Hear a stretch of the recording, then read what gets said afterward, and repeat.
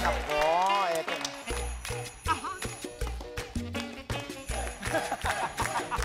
Bakit ka tawa ng tawa? Ang cute mo kasi. Aray ko, parang na-enjoy yata ako. Uy, bakit? Saan? Saan? Ganun lang yun, ah. Tinamaan yung ilong mo? Paano? Ito, sa tuhod ko. Hindi tuhod yan! Hindi, sa tuhod. Hindi. Bakit ba? Dito nga kayo. May sarili silang problema. Hindi nga. May sarili silang problema. Ito na nga. Alam mo ba, may isang actress na injure sa set ng kanyang ginawang pelikula. May pakong tumusok sa tuhod eh. Oh my God! Ang sakit nun! Siyempre, parang masarap yun. Masakit talaga. Masakit talaga yun. Oo. Tumusok? Pero yan dahil sa pagmamahal niya sa kanyang craft, sa pagiging passionate niya sa acting, ayun. Baliwala naman daw sa kanya yun. At gusto pa nga niya mas ma-action doon sa ginawa niya, doon sa pelikulang Topak.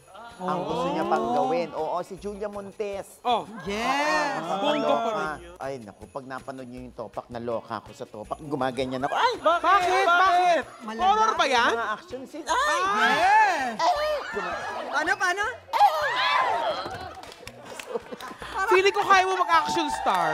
Hindi nga. Kung ano lang, pumalakpak na kayo. Ito naman. Bagay daw siya.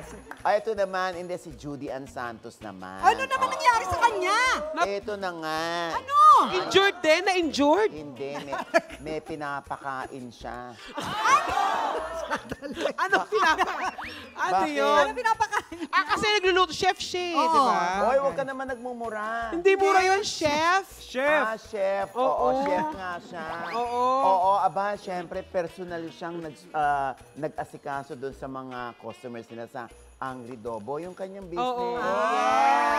Sa Chef Day nga na ginagawa ni Juday twice a month para sa Angry Dobo, ay andun si Angelica Panganiban eh. Diba, nakakatuwa pag may hands-on ka sa sarili mong negosyo, hindi yung pinamamahala, pinapa-operate mo lang, pinamamahala Yeah! sa iba. Tama. Tapos pag nagkalugi-lugi, ayan na. Yan na. Sasabihin mo sa mga investors mo, ayan, pasensya na. Maghahabol. Kasi naman, oo, alam nyo naman, dumaan ng pandemya. Huy! Uy!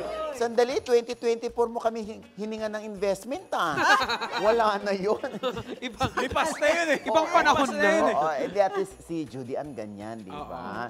Hands-on sa negosyo, importante yan. Pag wala kang alam sa negosyo, huwag kang susosyo doon sa negosyo hindi mo alam.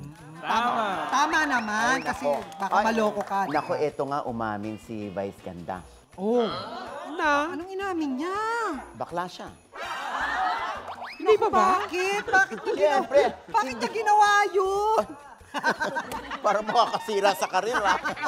Hindi nga umamin siya na nag-undergo siya ng therapy. Okay naman yun. Oo, dahil nga sa mga pinagdadaanan niya, sa nangyayari sa buhay niya, ganon. So akala ng mga tao, napakasarap ng buhay ng isang vice ganda na nagpapatawa lang, susweldo, kikita, pero hindi nila alam, sa likod ng camera, may pinagdadaanan din ng lola mo. Oo, di ba? Ay, naku, Diyos ko. At eto pa, nakakaloka. Ano ba yan? Ano yan? Ano ba? Nakakaloka. Eto. Ayun na nga. Nagkausap na raw finally sina Catherine Bernardo at Daniel Padilla. Aba, paano nangyari yun? At eto na nga.